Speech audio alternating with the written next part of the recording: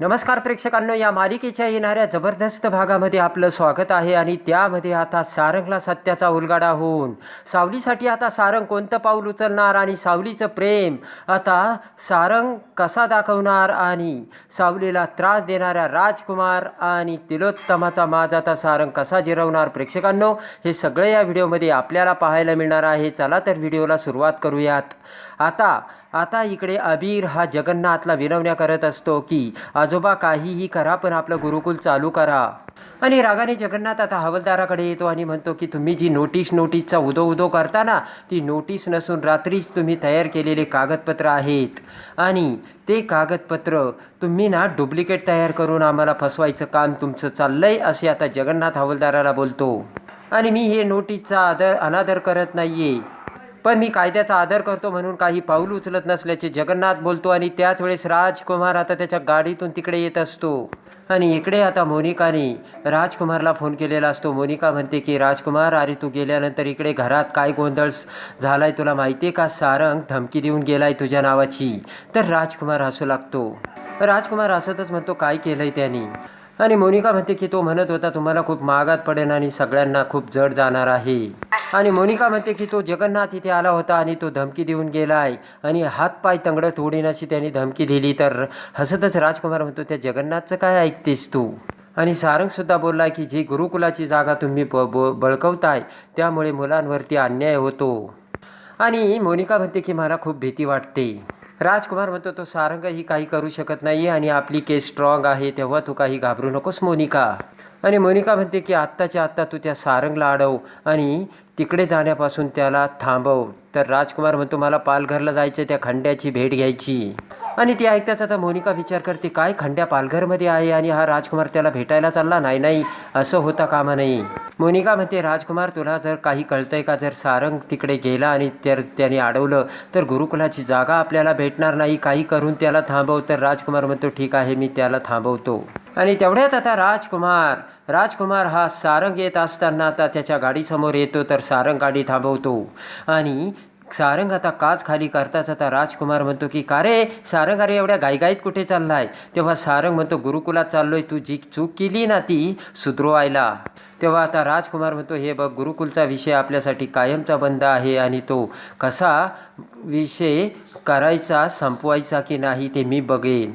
आणि राजकुमार म्हणतो की हे बघ सारंग, अख्खी कंपनी मी सांभाळतोय आणि कंपनीसाठी मला ती जागा महत्त्वाची आहे, त्यामुळे लगेच मी त्या जागेवरती ती जागा मिळवणार म्हणजे मिळवणारच. तेव्हा आता सारंग म्हणतो तू जी कंपनी सांभाळतोय ना, मी तुला सांभाळतोय आणि तू कंपनी चालवतोय, मी सुद्धा कंपनीत आहे. मी येत नाही म्हणून याचा अर्थ असं नाही की मला कंपनीसाठी काही अधिकार नाही आहेत. आणि सारंग म्हणतो तू विसरतोयस, कंपनीमध्ये तुझ्यापेक्षा जास्त अधिकार माझा आहे.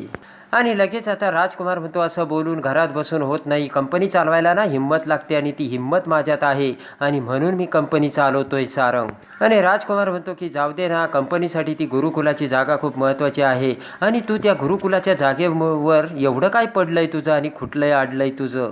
आणि लगेच आता हात जोडून आता राजकुमार म्हणतो मी तुला रिक्वेस्ट करतो, तू गुरुकुलाच्या जागेचा नाद सोड.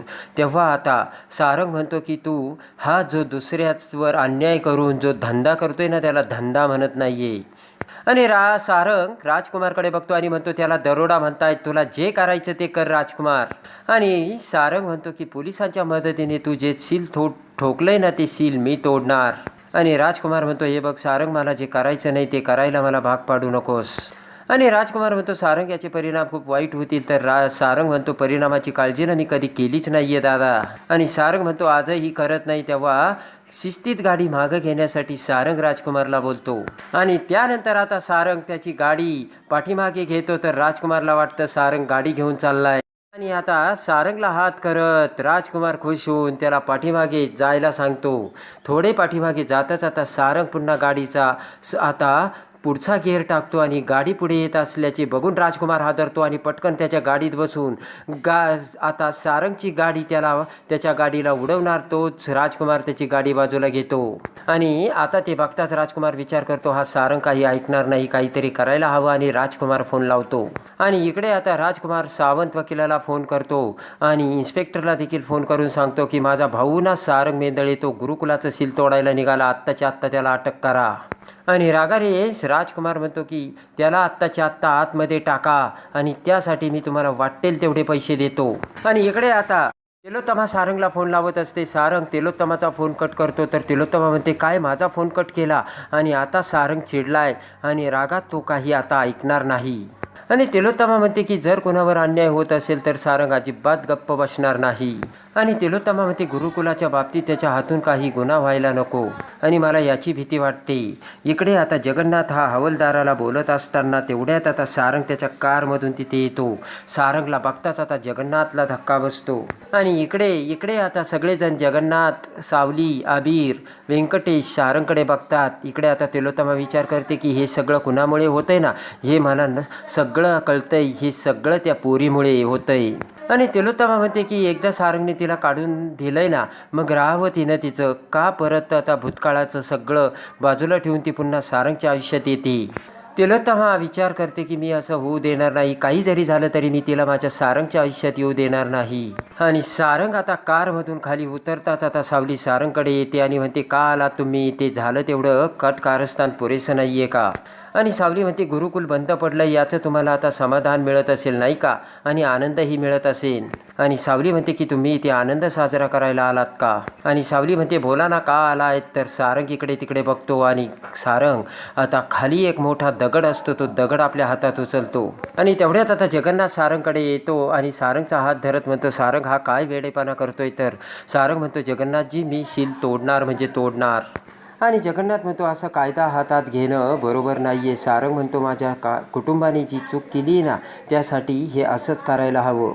आणि आता सारंग पुढे जाऊ लागताच आता सारंगचा हात धरत सावली म्हणते, ऐका ना सारंग, असा वेडेपणा करू नका. आणि सावली म्हणते की पोलीस येतील आणि तुम्ही जेलमध्ये जाल. आणि सारंग आता सावलीकडे बघतो आणि त्याच्या हाताकडे बघतो तर सावलीने सारंगचा हात धरलेला असतो. आणि पटकन आता सावली ते बघून भानावर येत हात सोडते. एवढ्यात आता हवालदार सारंगला आडवा येत म्हणतो, काय चाललंय काय? जर कायद्याच्या कामामध्ये अडथळा आणला तर सरळ आतमध्ये जेलमध्ये टाकू. आणि रागाने सारंग आता त्या हवालदाराकडे बघतो. सारंगकडे बघत हवालदार घाबरतच म्हणतो, मागे वा म्हणतोय ना. आणि हवालदार आता त्या दगडाकडे बघतो आणि लगेच आता हवालदार घाबरताच इकडे आता सारंगचा तो रागावतार रुद्रावतार बघून हवालदार पाठीमागे होतं. तर सारंग गेटपाशी येतो आणि एका जोराच्या दगडात आता सारंगने कुलूप तोडलेलं असतं. आणि कुलूप तोडता क्षणी ती कुलूप आणि ती साखळी बाजूला फेकून देत सारंग आता गुरुकुलाचा दरवाजा उघडतो. आणि त्याच वेळेस मागून थांबा असे म्हणत वकील आणि इन्स्पेक्टर तिथे येतात. आणि पाठीमागून इन्स्पेक्टर तिथे येत म्हणतो, कायद्याची तुम्हाला भीती वाटत नाही का? सरकारी कामामध्ये अडथळा आणताय. आणि लगेच आता इन्स्पेक्टर म्हणतो की तुम्ही या अडथळा आणल्यामुळे मी तुम्हाला या संबंधी अटक करतोय. तेव्हा आता सारंग म्हणतो की ज्यांनी तुम्हाला या कामामध्ये सील लावायला सांगितलंय ना त्यांच्यापेक्षा कंपनीचा माझ्यावरचा अधिकार जास्त आहे आणि म्हणून मी हे सील तोडल्याचे सारंग बोलतो. इन्स्पेक्टर म्हणतो की पण त्यांनी हे जे काही केलंय ना ते कायद्याच्या चौकटीमध्ये राहून केलंय. आणि इन्स्पेक्टर म्हणतो, तुम्ही जे केलंय ते कायद्याने गुन्हा आहे. आणि इन्स्पेक्टर म्हणतो, हवालदार यांना ताबडतोब अटक करा. आणि हवालदार आता सारंगचा हात धरणार. तेच रागाने सारंग हवालदाराकडे बघतो तर हवालदार पाठीमागे होतो आणि सारंग त्याच्या गाडीकडे जातो. आणि इकडे आता इन्स्पेक्टर हे सारंगला घेऊन आता पोलीस स्टेशनकडे जाऊ लागतात. तर सावलीच्या डोळ्यात पाणी येतं. इकडे आता लगेच अमृता ही ओवीच्या रूममध्ये येते आणि ओवीला हाक मारत म्हणते, ओवी अगं कुठेस तू? किती पसारा करून ठेवलाय? आणि इकडे आता पटकन अमृताच्या मोबाईलवर आबीर कॉल करतो. तर ओवी तिथे येताच अमृता तो फोन ओवीला देते. तेव्हा आता आबीर रडू लागतो. तर इकडे ओवी म्हणते की आबीर, माझा बाबा तुझ्या आईला 100% मदत करणार मला माहिती आहे. तर आबीर म्हणतो, अगं अगोदर माझं ऐकून तर घे. आणि आबीर म्हणतो की तुझ्या बाबांनी आईला मदत केली असती पण त्यांनी डायरेक्ट कुलपाचं सेलच तोडलं आणि त्यामुळे पोलीस बाबांना घेऊन गेलेत. ओवी म्हणते काय? तर आबीर म्हणतो की माझी आई, व्यंकटेश काका आणि आजोबांनी पोलिसांना अडवायचा खूप प्रयत्न केला पण त्यांनी काही एक ऐकलं नाही. आणि रागाने रडतच आता ओवी तो फोन तेथे फेकून देत बाहेर निघून जाते. आणि एवढ्यात आता ओवी रडत रडत तिलोत्तमाकडे येते. तर तिलोत्तमा म्हणते, काय झालं ओवी, का रडतेस तू? तर ओवी तिलोत्तमाला मिठी मारते. आणि लगेच आता तिलोत्तमा म्हणते, बाळ ओवी काय झालं मला सांग ना. ओवी रडू लागते. तर तिलोत्तमा अमृताला बोलावते. तिलोत्तमा म्हणते, काय झालं तुला ओवी? आणि अमृता म्हणते, मलाही माहिती नाही, तिचा मित्राचा कॉल आला होता. आणि त्याच्याशी बोलता बोलता फोन हातातून टाकून ती सरळ इकडे रडत रडत आली. आणि लगेच आता तिलोत्तमा म्हणते की बाळ तुला कुणी काही बोललंय का? तर रडतच ओवी म्हणते की आजी बाबा. तर तिलोत्तमा म्हणते बाबा तुला काही बोललाय का? ओवी म्हणते नाही नाही. आणि ओवी म्हणते बाबाला अटक केली आणि तूच काहीतरी मदत करू शकते, मला माहिती आहे मोठ्या मोठ्या माणसांशी तुझी ओळख आहे. आणि ओवी म्हणते की प्लीज काहीतरी कर आणि बाबाला सोड. तिलोत्तमा आता ओवीला समजावत म्हणते हो हो तू काही काळजी करू नकोस. आणि अमृता ओवीला घेऊन जाताच इकडे तिलोत्तमा विचार करते सारंगला अटक हे कसं शक्य आहे. आणि तिलोत्तमाला जगन्नाथचा संशय येताच आता रागाने तिलोत्तमा जगन्नाथला फोन करते. जगन्नाथ तिथेच उभा असतो. आणि लगेच आता फोन उचलत जगन्नाथ म्हणतो बोला तिलोत्तमाबाई, मला माहिती होता तुमचा फोन येणार म्हणजे येणार. आणि लगेच आता तिलोत्तमा म्हणते जगन्नाथ तू असं का केलं आणि मला हे तू जे केलंय ना स्वप्नात देखील तू करशील म्हणून वाटलं नव्हतं. माझ्या सारंगला अटक का केली पोलिसांनी आणि कुठल्या त्याला खोट्या केसमध्ये अटकवलंय? तर जगन्नाथ म्हणतो की कायद्याच्या चौकटीत राहून मी सगळं काही करतो. तिलोत्तमा तुला माहिती आहे ना मी कशाला खोट्या केसमध्ये त्याला अडकवू. आणि जगन्नाथ म्हणतो तुझ्या लाडक्या सुपुत्राने ही परिस्थिती त्याच्या हाताने ओढून घेतली. तर तिलोत्तमा म्हणते मला नीट सांगशील का? आणि तिलोत्तमा म्हणते की मला स्पष्ट शब्दात सांग त्या पोलिसांची माझ्या सारंगला हात लावण्याची हिंमत कशी झाली. आणि तिलोत्तमा म्हणते त्याचा गुरुकुलाशी काही संबंध नाही आहे. जगन्नाथ म्हणतो त्याचा संबंध नसणारच आहे. आणि जगन्नाथ म्हणतो तिलोत्तमा खरं सांगायचं म्हणजे हे तुझंच पाप आहे. आणि जगन्नाथ म्हणतो की जे अधिकृत कुलूप तू गुरुकुलाला लावलं होतं तेच कुलूप तोडण्यासाठी सारंग इथे आला होता. आणि जगन्नाथ म्हणतो त्याने कायदा हातात घेऊन कुलूप तोडलं आणि त्यामुळे पोलीस त्याला इथून घेऊन गेले. तिलोत्तमा म्हणते काय सारंग गुरुकुलाचं कुलूप तोडायला गेला? तर जगन्नाथ म्हणतो हो मी त्याला खूप समजावलं सारंग कायदा हातात घेऊ नको म्हणून, पण त्याने माझं काही ऐकलं नाही. आणि जगन्नाथ म्हणतो की एक लक्षात ठेव तिलोत्तमा तुझ्यामुळेच आज तुझा मुलगा जेलमध्ये आहे. आता ते ऐकून तिलोत्तमाला धक्का बसतो. इकडे आता ओवी रडण्याचा आकांत करत असते. अमृताला म्हणते काही जरी झालं तरी मला बाबा पाहिजे. तर आता अमृता ही ओवीला समजावते. अमृता म्हणते तुझ्या बाबाला काही होणार नाही, तो निर्दोष आहे. अमृता म्हणते हे बघ तू आजीला सांगितलं ना आजीची खूप लोकांसोबत ओळख आहे, तू काही काळजी करू नकोस ओवी. आणि तेवढ्यात आता मोनिका तिथे म्हणते अमृता अगं ही काय एवढी जोरजोरात रडते आणि काय चाललंय इथे हे सगळं. आणि तिकडे आई डोक्याला हात लावून बसलेत आणि इकडे ही रडते.